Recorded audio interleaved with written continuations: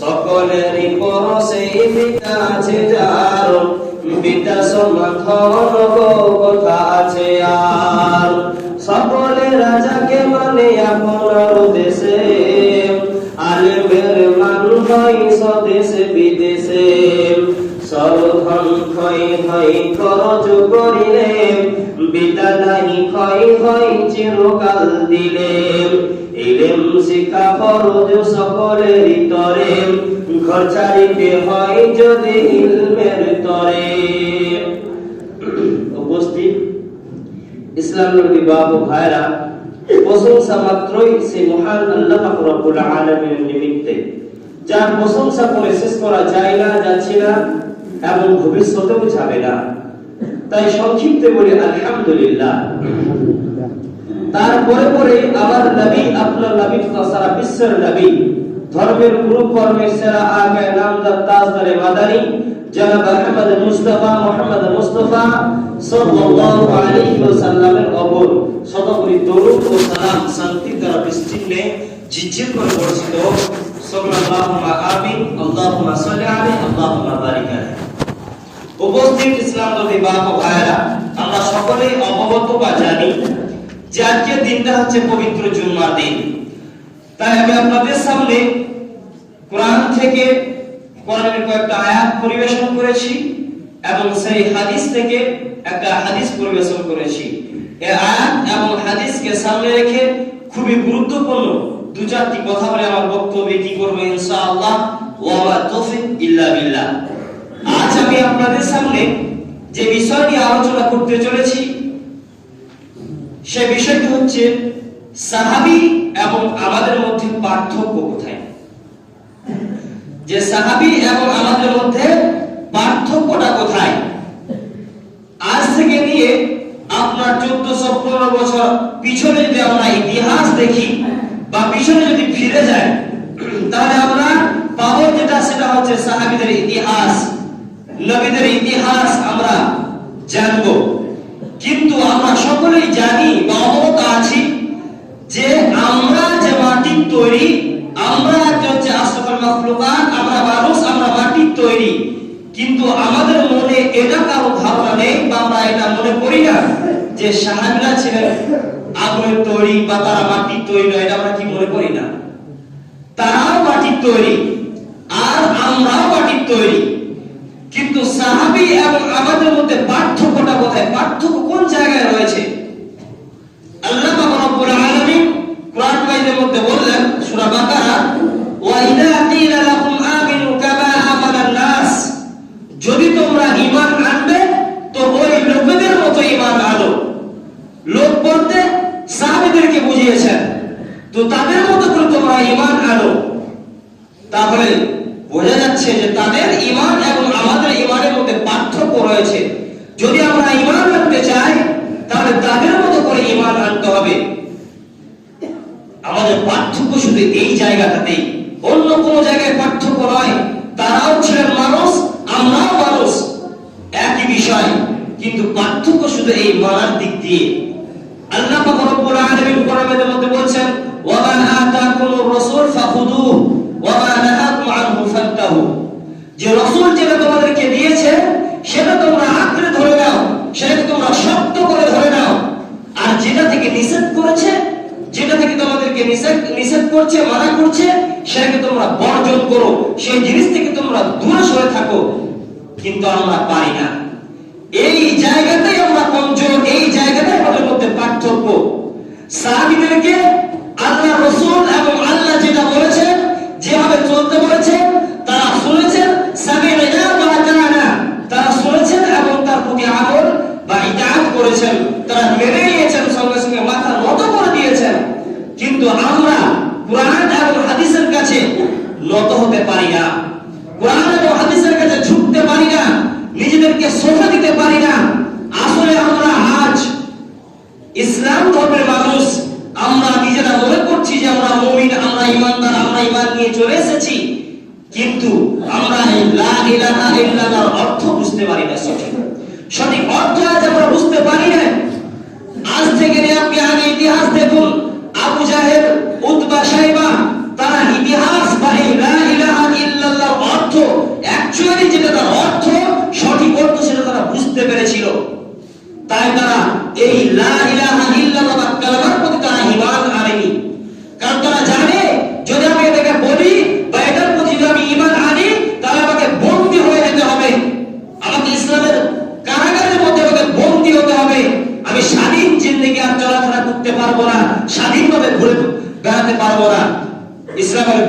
মধ্যে আমাকে থাকতে হবে। কিন্তু বর্তমান সমাজ, বর্তমান আমরা মুসলমান, আমরা নিজেরা বলি যে আমি ঈমান এনেছি, আমি কালেমা পড়েছি, কিন্তু নিজেকে ইসলামের গণ্ডির মধ্যে, ইসলামের মধ্যে আপনি নিজেকে সঁপে দিতে পারিনি, নিজেকে বেঁধে রাখতে পারিনি। যেটা নিষেধ করেছেন আল্লাহ এবং আল্লাহর রাসূল সেটাকে বর্জন করতে পারিনি, আল্লাহ যেটাকে আদেশ করেছে সেটাকে মানতে পারিনি। গত সপ্তাহে হয়তো বক্তব্য আমরা সকলেই শুনেছি, আমি বলেছিলাম যে ওয়ালা তাকরাবাল ফাওয়াহিশা, এই আয়াতের অর্থ বা ব্যাখ্যা আমি করেছিলাম যে যেখানে প্রকাশ্যে হোক কিংবা অপ্রকাশ্যে হোক, যেখানে অন্যায় কাজ চলবে, যেখানে নোংরা কাজ চলবে, যেখানে ফাহিশা কাজ চলবে, যেখানে ইসলাম গর্হিত কাজ চলবে, শরীয়তের বাইরে কাজ চলবে, তার নিকটবর্তী হওয়া যাবে না, তার কাছে আমাদেরকে ঘেঁষাতে গেলে হবে না। আজ আপনি দেখুন বর্তমান পরিস্থিতি যেটা চলছে, জয়দেব মেলা, এর আগেও আমি বলেছিলাম যেটা হারাম হালাল বা কি জিনিস এই দলিল এই ব্যাখ্যা আমি দিতে যাব না, তবে আমি এই আয়াতকে আপনাকে এতটুকু বোঝাতে চেয়েছিলাম যেখানে অন্যায় কাজ চলে, যেখানে ফাহিশা কাজ চলে, তার নিকটবর্তী আমি হব না। কিন্তু আমরা সেখান থেকে দূরে সরে আসতে পারিনি, সেখান থেকে আমরা বেরোতে পারিনি। আমাকে আপনাকে ওই জয়দেব মেলাতেই উপস্থিত হতে হবে। আমরা মনে করছি কেবলমাত্র করে বেধর্মীরা রয়েছে। আপনি যদি রিসার্চ করে দেখেন বা আপনি যদি নিজের চক্ষুকে স্পষ্টভাবে খুলে দেখতে চান, দেখেন, তাহলে বুঝতে পারবেন যেখানে ওখানে হয়তো বিধর্মীর থেকে মুসলিমরা বেশি রয়েছে। বিধর্মীরা যত বেশি দায়িত্বে না রয়েছে, তার থেকে আপনার ইসলাম গ্রহীত, আপনার ইসলামের মুসলিম সমাজ বেশি তার মধ্যে দায়িত্ব রয়েছে, তারাই বেশি দায়িত্ব রয়েছে। তাহলে আপনি কিভাবে মানলাম ইসলামকে, কিভাবে আপনি মানতে পারলাম? এই জায়গাটাই আমার আপনার মধ্যে পার্থক্য। হয়তো আমরা মনে মনে চিন্তা করছি অনেকে, ইমাম সাহেব আমরা জয়দেব যাই না, জয়দেব মেলাতে যাই না, আমরা এই শাহপুরে মেলা তৈরি করছি, আর জয়দেব যেতে হবে না। আপনি আর কয়েকটা বছর পার হয়ে যান, ওই জয়দেবে পা দিব না, জয়দেব আমাদের যাওয়া লাগবে না, এই শাহপুরে মেলা বসবে, শাহপুরটাই মেলার জায়গা হয়ে যাবে। मुझे मंजूर नहीं कि मैं किसी का शिकायत करूं, लेकिन बात ही से बात निकल आती है तो मैं क्या करूं। আমি আপনি জয়দেবে পৌঁছাবো না, আপনি মিলিয়ে দিবেন। কোন জিনিসটা একবারেই তৈরি হয়ে যায় না, আস্তে আস্তে আস্তে আস্তে ধীরে ধীরে তৈরি হয়ে যায়। আপনার জয়দেব বলুন, পাথর চাপুরি বলুন, আপনার আরো কাটলা বলুন, শান্তিনিকেতন বলুন, কোন জায়গাটা একবারে তৈরি হয়নি, আস্তে আস্তে ভিক্ষার উৎপত্তি হয়েছে, তারপর সেখানে মেলা তৈরি হয়েছে। ছোট ছোট বাড়ি করা বিন্দু বিন্দু জল গড়ে তোলে মহাদেশ সাগর অতল। ছোট ছোট জিনিসগুলিকে আমরা ছোট মনে করছি, কিন্তু এটাই দেখবেন একদিন বড় আকারে বড় আকার নিয়েছে, রূপ ধারণ করেছে। দেখবেন একদিন এই জায়গাটায় শাহপুর মেলা বসেছে, সকলে দেখতে আসবে। তো এই জিনিসগুলি থেকে আমাকে আপনাকে বেরিয়ে আসতে হবে। যারা আপনি যারা এই মেলাকে কেন্দ্র করে, এই মেলাকে সামনে নিয়ে নিজের রুজি রুটির ব্যবস্থা মনে করছি, এই মেলাকে যারা আমরা নিজেরা নিজের রুজি রুটির ব্যবস্থা মনে করছি, তাদেরকে কাল কিয়ামতের দিনে জবাবদিহি হতে হবে। যদি আপনার এই জায়গা থেকে এই ইনকামটা আপনার হারাম হয়ে যায় আর হালালের সাথে মিশ্রিত হয়ে যায়, সেদিন আপনি কি জবাব দিবেন? অতএব আমরা মনে করছি এই জিনিসটাকে কেন্দ্র করে যদি আপনি না দোকানপাট আরো বিভিন্ন জিনিস যদি আপনি না করি, হয়তো আমার আপনার সংসার চলবে না, রুজি রুটি চলবে না, এটা আমরা মনে করছি। কিন্তু না, প্রত্যেকটা মানুষের রুজির ব্যবস্থা, প্রত্যেকটা মানুষ কেমন ভাবে কিভাবে খাওয়া দাওয়া করবে, জীবন যাপন করবে, আল্লাহ পাক রব্বুল আলামিন সেটা স্পষ্ট ভাবে বলে দিয়েছেন বা তার তাকদীরে লিখে দিয়েছেন। তবে হ্যাঁ, তাকে দুনিয়ার বুকে চলতে গেলে কিছু মেহনত করতে হবে। তাকদীরে আছে বলে এই নয় যে আপনার সামনে চলে আসবে। আমরা এই জায়গাতে কমজোর হয়ে গেছি, যখন আপনাকে এই জিনিস থেকে বিরত করা হচ্ছে, বাধা দেওয়া হচ্ছে, আপনাকে বাধা প্রদান করা হচ্ছে,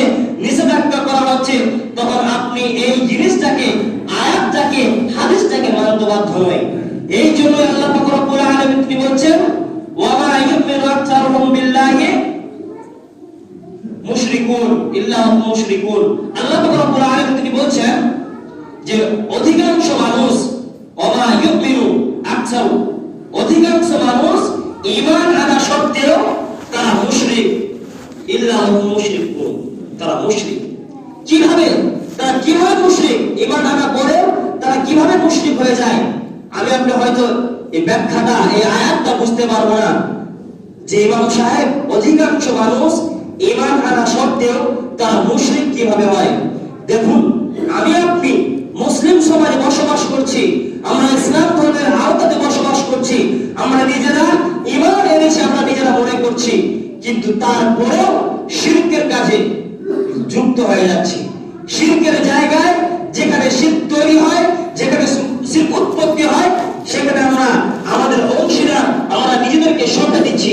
যে কোনো দিক থেকে হোক, চাই সেটা ব্যবসা বাণিজ্যের দিক দিয়ে হোক, নিজে গিয়েও যে কোনো পদ্ধতিতে আমি আপনি সেখানে অংশীদার স্থাপন করছি। কিন্তু সাহাবীরা এরকম করেননি। সাহাবীরা তাদের নিজেদেরকে সেখান থেকে ফিরিয়ে এনেছেন, নিজেদেরকে সেখানে সেই নিষেধাজ্ঞা থেকে তাদেরকে ফিরিয়ে এনেছেন। যদি আমরা আজ এই নিষেধাজ্ঞাগুলা, এই নিষেধগুলিকে আমরা আজ মানতে না পারি, তাহলে 10 বছর পর, 15 বছর পর জীবনে কোনো একদিন না একদিন এটা বড় আকার বা বড় রূপ ধারণ করবে। আপনাকে একটা সাহাবীর ঘটনা শোনাই, ইতিহাস শোনাই, যে তারা কিভাবে ওই অন্যায় কাজ থেকে, তারা অন্যায় করেছে কিন্তু অন্যায় কাজ থেকে তারা নিজেদেরকে ফিরিয়ে এনেছেন। আপনি আমি অন্যায়ের মধ্যে পড়ে আছি, অন্যায়ের মধ্যে নিমজ্জিত আছি, এটা বড় ভুল কাজ নয়, বরং আমি আপনি যখন নিজেকে ওই অন্যায় থেকে ফিরিয়ে আনতে পারবো না, সেটা হবে আমার আপনার বড় অপরাধ, বড় ভুল। আপনাকে সাহাবীর ইতিহাস শোনায় যে কেমন করে তারা ইসলামকে বেছে নিয়ে, ঈমানকে বেছে নিয়ে সমস্ত জিনিসকে তারা কি করেছিল, বিচ্ছেদ করেছিল, ত্যাগ করেছিল, ছেড়ে দিয়েছিল। সাহাবীর নাম হচ্ছে হযরত ইবনে আব্বাস রাদিয়াল্লাহু তাআলা আনহু। আমরা সকলেই জানি ইবনে আব্বাস রাদিয়াল্লাহু তাআলা আনহু কেমন একজন ব্যক্তি, কেমন একজন বিশিষ্ট সাহাবী। আমরা হয়তো অনেকে নাম তার শুনেছি।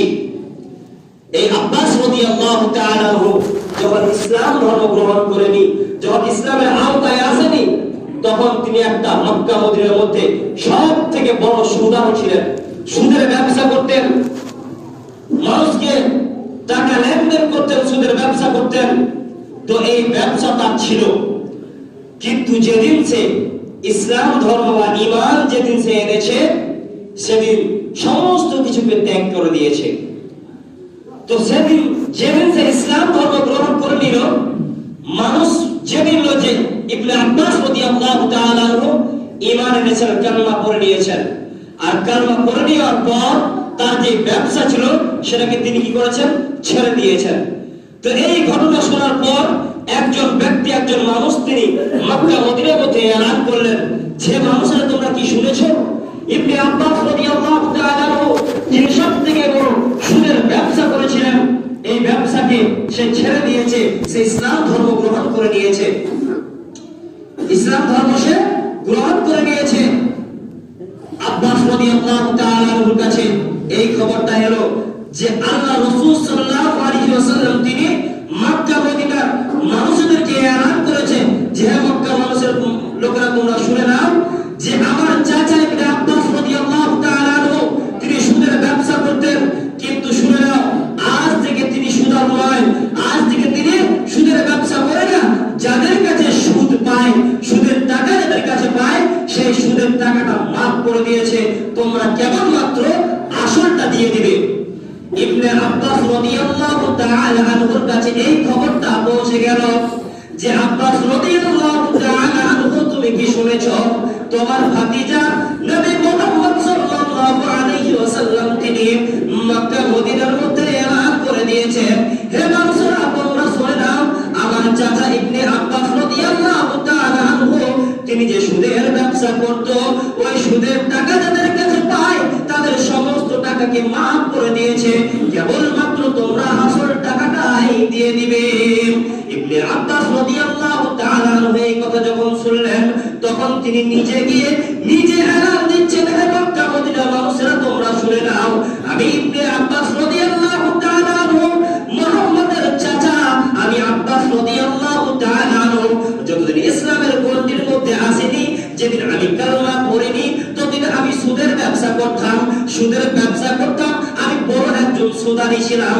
কিন্তু আমি এই কালেমা পড়ে দেওয়ার পর, নবী মুহাম্মদের আওতায় আসার পর নিজেকে এত শান্ত বিলিভ করছি, নিজেকে এত ভালো লাগছে যে আমি তোমাদের সকলের আসলটাকে মাফ করে দিলাম।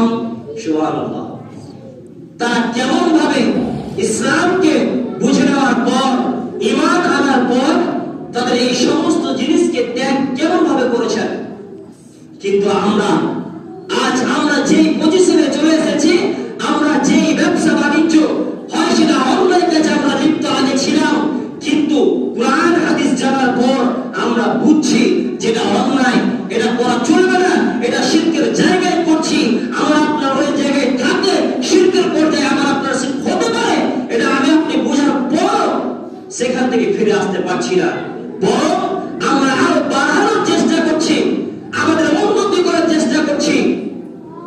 এই জিনিসগুলো আমাদেরকে বোঝার চেষ্টা করতে হবে, আমাদেরকে ত্যাগ করতে হবে, এই জিনিসগুলো আমাদেরকে ছেড়ে দিতে হবে।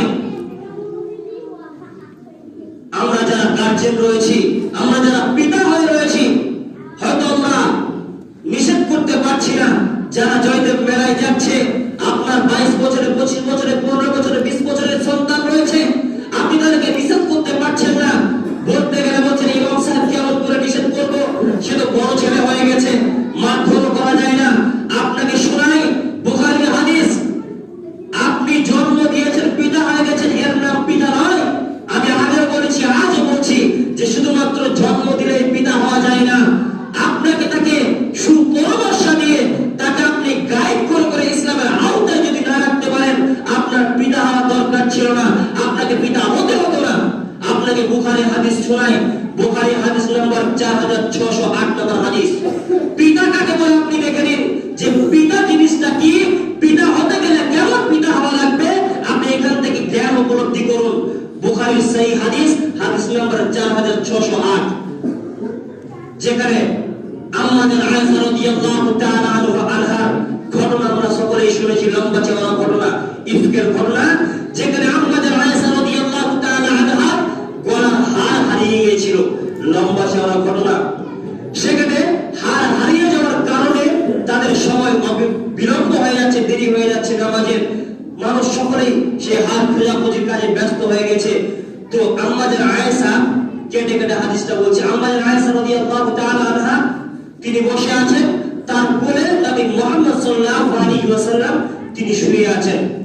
আবু বকর রাদিয়াল্লাহু তাআলা যখন এই কথাটা শুনতে পেলেন যে এই হার হারানোর কারণে বিলম্ব হচ্ছে, দেরি হচ্ছে, মানুষ সব ব্যস্ততার মধ্যে পড়ে গেছে, হয়তো আবু বকর রাদিয়াল্লাহু তাআলা এসে আমাদের আয়েশার গায়ে একটা জোর দিয়ে থাপ্পড় মারলেন। থাপ্পড় মারার পর কোন অবস্থায় থাপ্পড়টা মারছে, কোন অবস্থায় চোর মারছে আপনি লক্ষ্য রাখছেন? নবী মুহাম্মদ সাল্লাল্লাহু আলাইহি ওয়াসাল্লাম আমাদের আয়েশার কোলে শুয়ে আছে, ওই অবস্থায় এসে পিতা তাকে থাপ্পড় মারছে। বিবাহিত মহিলা, বিবাহিত একজন মহিলা ওই অবস্থায় তাকে থাপ্পড় মারছে, শিক্ষা দিচ্ছে যে তোমার একটা হারের কারণে বিলম্ব হচ্ছে, দেরি হচ্ছে, এটা তাকে শিক্ষা দিলেন। আর আপনি আমি বলছি যে আমার সন্তান 20 বছর বয়স হয়ে গেছে, তাকে মারা যাবে না, তাকে গায়ে হাত তোলা যাবে না। আরে আপনার ওই সন্তানটাকে যদি আপনি ইসলামের গণ্ডি, ইসলামের আওতার মধ্যে যদি আনতে না পারেন, আপনার জীবনের উপকারটা কি হবে? আপনি মারা যাওয়ার পর যদি 5 ওয়াক্ত নামাজে একটা দোয়া আপনার সন্তান না করতে পারে, কবরে গিয়ে যদি আপনার জন্য দোয়া না করতে পারে, ওই সন্তানটা আপনার জন্য জীবনে কি উপকার আছে? আপনার ওকে রেখে কি লাভ হবে? আপনার কোনো লাভ নেই ওকে রেখে, রাখার প্রয়োজন নেই। আপনার আঘাতের কারণে, আপনার শাসনের কারণে যদি সে ঘর ছাড়া হয়ে যায়, যদি আপনাকে ছেড়ে চলেও যায়, তাও আপনাকে শাসন টিকিয়ে রাখতে হবে, শাসন আপনাকে দিতে হবে। আর আপনি বলছেন মেলা যাচ্ছে, 20 বছর বয়স হয়ে গেছে, আমি তাকে নিষেধ করতে পারছি না, তাকে মারতে পারছি না, তার গায়ে হাত তুলতে পারছি না। আপনাকে স্পষ্ট দলিল দিলাম যে পিতা কেমন হওয়া লাগবে, শুধু জন্ম দিলেই পিতা হওয়া যায় না। অতএব আমাদেরকে এই জিনিসটা লক্ষ্য রাখতে হবে। আর যুবক ভাই, আপনাদেরকে একটা কথা বলে শুনুন, আপনারা যারা অন্যায় কাজের মধ্যে আমি আপনি লিপ্ত হয়ে আছি, যারা আমরা অন্যায় কাজ, সেটা যে কোনো অন্যায় কাজ হোক না কেন, সেটা শিরকের মতো অন্যায় কাজ হোক, সেটা জয়দেবের মেলার মতো অন্যায় কাজ হোক, ইসলাম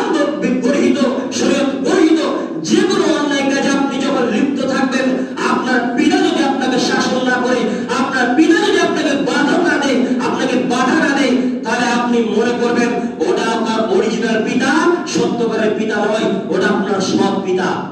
আপনি এটা ভেবে নেবেন। যদি আপনাকে বাধা প্রদান না করে, যদি আপনাকে না আটকায়, তাহলে আপনি এই জিনিসটা ভেবে নেবেন। কারণ আল্লাহ পাক রব্বুল আলামিন স্পষ্ট কোরআনের মধ্যে বলছেন যে লোকমান হাকিমের কথা আপনি আমি সকলেই জানি। লোকমান হাকিম তিনি তার পুত্রকে উপদেশ দিচ্ছেন, ওসিয়ত করছেন, হে আমার পুত্র, হে আমার বৎস, তুমি অন্যায় কাজ, শিরকের মতো বড় জুলুম কাজে তুমি লিপ্ত হয়ে যাও না। পৃথিবীর বুকে যে কোনো পজিশনে আসুক না কেন, যে কোনো অবস্থা আসুক না কেন, তুমি শিরকের মতো অন্যায় কাজে লিপ্ত হবে না। লোকমান হাকিম তার পুত্রকে উপদেশ দিয়েছে, সৎ কাজের আদেশ দিয়েছে। তাহলে আপনার পিতা যদি আপনাকে সৎ কাজের আদেশ না দেয়, অন্যায় কাজ থেকে বাধা প্রদান না করে, তাহলে ওটা আপনার পিতা হতে পারে না। প্রত্যেকটা যুবক ভাই এটা আপনার ব্রেনের লোড করে নেন যে ইমাম সাহেব কি বলেছে, আল্লাহ পাক রব্বুল আলামিনের আয়াত কি বলছে, রাসূলের হাদিস আপনাকে কি উপদেশ দিচ্ছে, কি শিক্ষা দিচ্ছে, এই জিনিসটা আপনি লক্ষ্য রাখুন।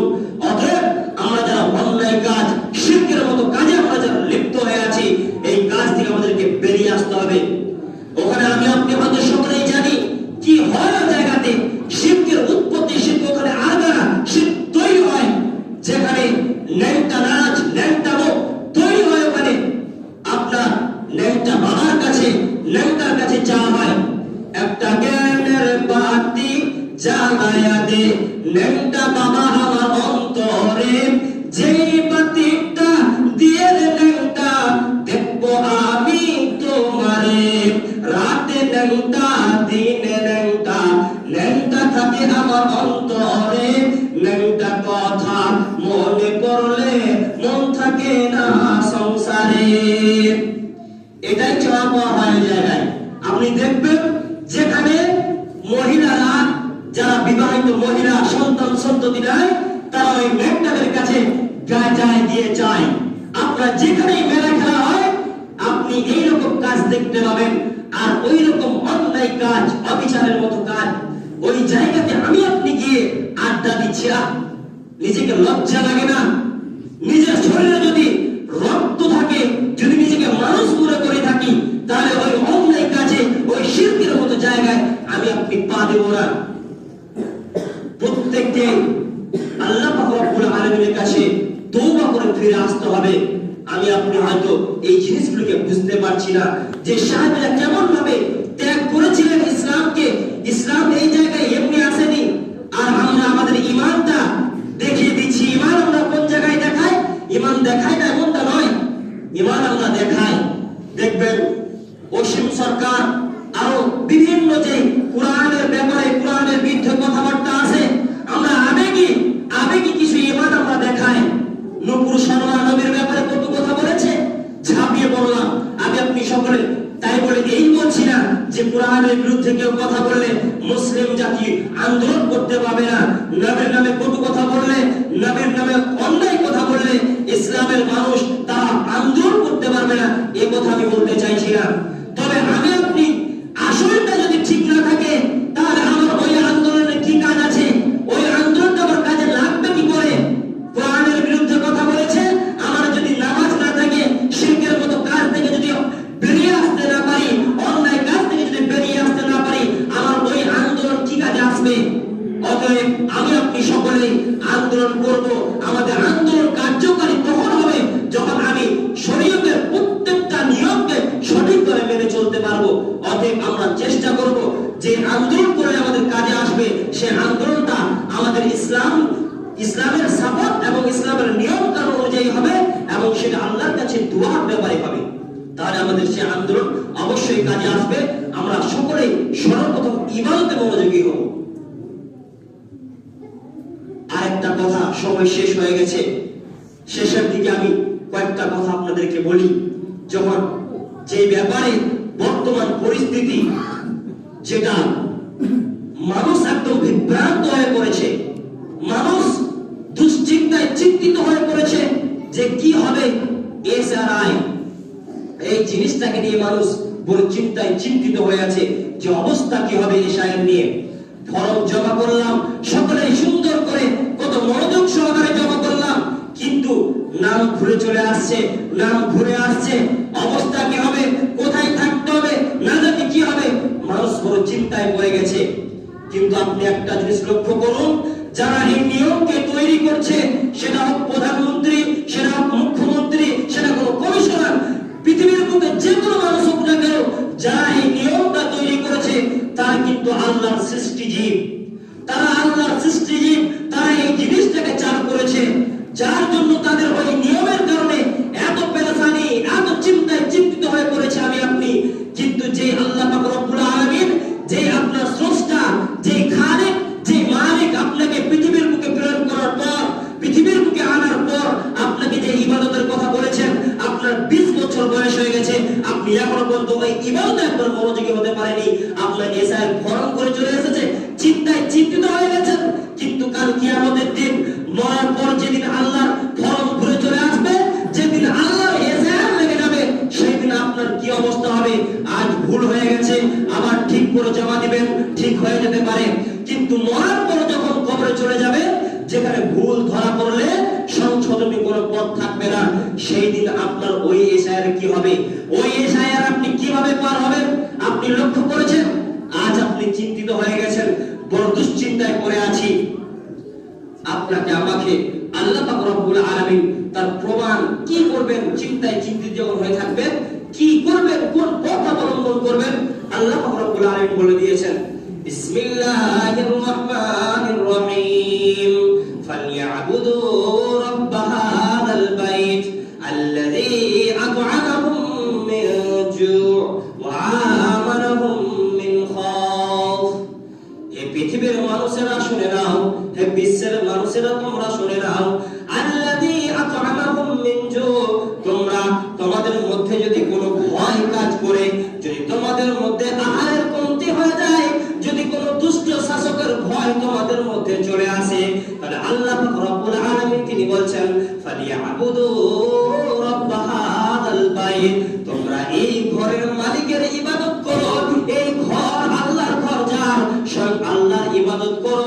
আল্লাহ পাক রব্বুল আলামিন তিনি ওয়াদা দিলেন, যখন কোনো অন্যায় শাসক, কোনো দুশ্চিন্তা তোমাদের মধ্যে চাপিয়ে দেওয়া হবে, কোনো দুশ্চিন্তা যখন তোমাদের মধ্যে আসবে, আল্লাহ পাক রব্বুল আলামিন তার নিরাপত্তার চাদর দিয়ে ঢেকে নেবেন, এবং যখন তোমাদের সামনে আহারের কমতি পড়বে, খাবারের শর্ট পড়বে, আল্লাহ পাক রব্বুল আলামিন আহার বা রিজিক দান করবেন।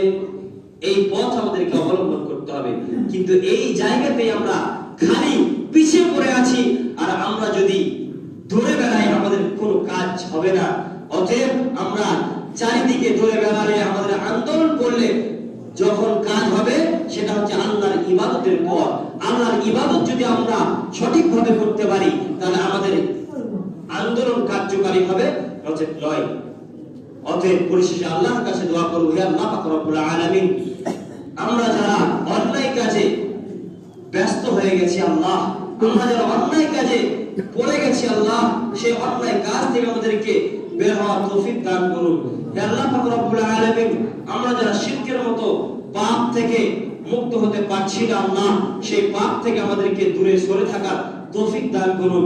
হে আল্লাহ পাক রব্বুল আলামিন, আমাদের মধ্যে যে দুশ্চিন্তা, যে পেরেশানি আমাদের মধ্যে রয়েছে, হে আল্লাহ পাক রব্বুল আলামিন, এই পেরেশানিকে তুমি দূর করে দাও আল্লাহ, তুমি ছাড়া কেউ দূর করতে পারে না।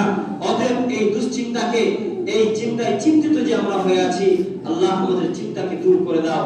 আমিন। ওয়া আখিরি দাওয়ানা আলহামদুলিল্লাহি রাব্বিল আলামিন।